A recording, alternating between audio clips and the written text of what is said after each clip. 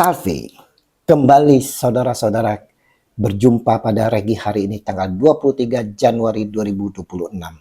Mari saudara, kita mau bersama-sama bersyukur di dalam doa kepada Tuhan Allah kita yang selalu memberkati kita.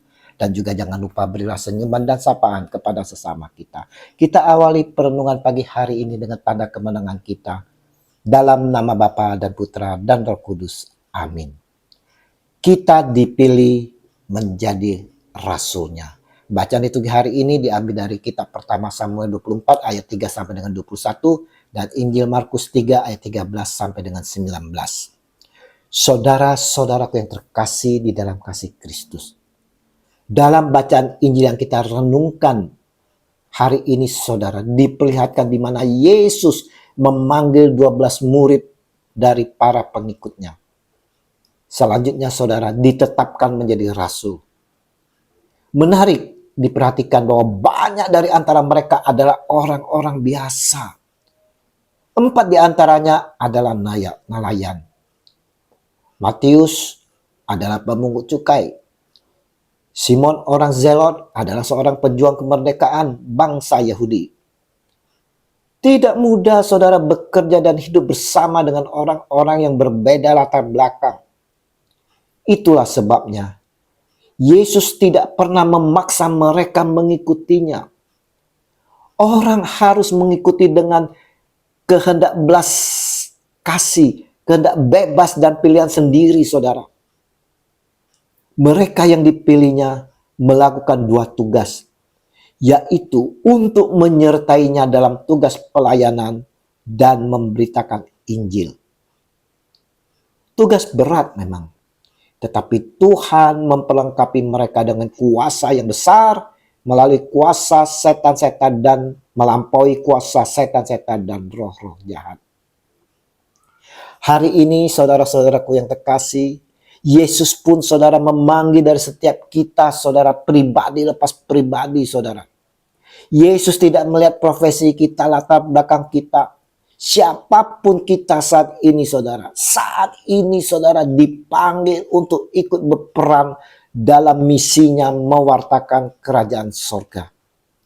Yesus membutuhkan keterbukaan hati dari kita untuk bekerja sama dengan rahmat-Nya. Ingat, panggilan Yesus datang tanpa syarat berdasarkan anugerah, bukan kelayakan. Mengajak kita untuk merespons dengan ketaatan dan berpartisipasi dalam karyanya.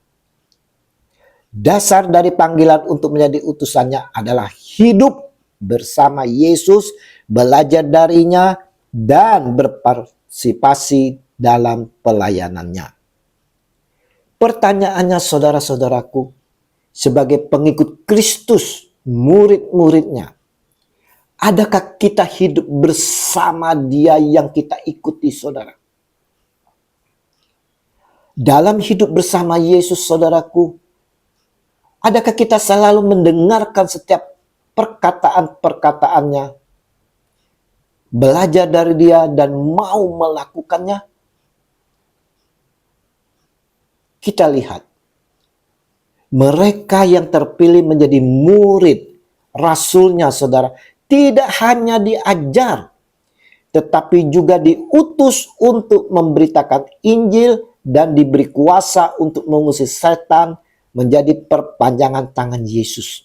Markus 3 ayat 14 sampai dengan 15. Demikian pula kita saudara-saudaraku yang terkasih. Kita semua yang telah mengikuti dan belajar darinya.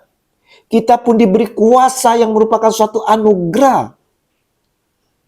Namun saudaraku, dari Injil hari ini saudara kita melihat dalam perutusan yang kita lakukan, dapat saja kita menjalani gagal fokus. Kita salah gunakan otoritas yang diberikan kepada kita. Seperti Yudas Iskariot, saudaraku yang terkasih, yang menyalahgunakan kepercayaan sehingga mengkhianati Yesus. Dapat kita lihat pada ayat 19. Ini menjadi peringatan bagi kita semua sebagai perutusannya, saudara, sebagai pelayan-pelayan Tuhan di mana kita dituntut hati yang setia dan selalu fokus pada misi yang diberitakan, yang diberikan kepada kita, saudara. Janganlah dalam pelayanan kita gagal, saudara. Jangan sampai gagal fokus, tetapi selalu fokus pada misi yang diberikan. Regi hari ini, saudara, mau mengingatkan kepada kita semua bahwa kita dipanggil Tuhan Yesus untuk menjalani misinya. Yesus tidak melihat profesi kita, saudara, kedudukan kita, latar belakang kita, saudara, juga bukan berdasarkan kekuatan atau kepintaran kita. Namun saudara-saudaraku, panggilan kita merupakan suatu anugerah. Untuk itu, kita perlu merespons panggilan Yesus dengan ketaatan, belajar darinya, saudara, dan mengambil bagian dalam misinya di dunia, baik dalam keluarga, pekerjaan, maupun komunitas, dengan semangat pelayanan dan menggembalakan sesama. Mari saudara-saudaraku yang terkasih, kita perlu menyadari bahwa menjadi utusannya, menjadi rasulnya, dibutuhkan kedewasaan iman terus-menerus. Kita juga membutuhkan semangat pertobatan hati yang berkelanjutan, saudara, yang terus mendekatkan hati kepada Tuhan. Karena pada zaman sekarang ini, saudara, ada bahaya kaum beriman dengan mudah menyalahgunakan panggilan Tuhan yang luhur dalam hidupnya. Hati manusia cenderung mudah mengkhianati Tuhan dengan melakukan yang jahat di hadapannya. Jadilah rasul yang berpikir, bertindak bukan semata sesuai dengan keinginan kita, tetapi kehendak Tuhan.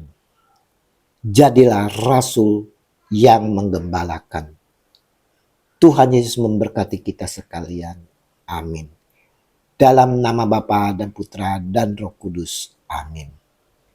Shalom Aleihim.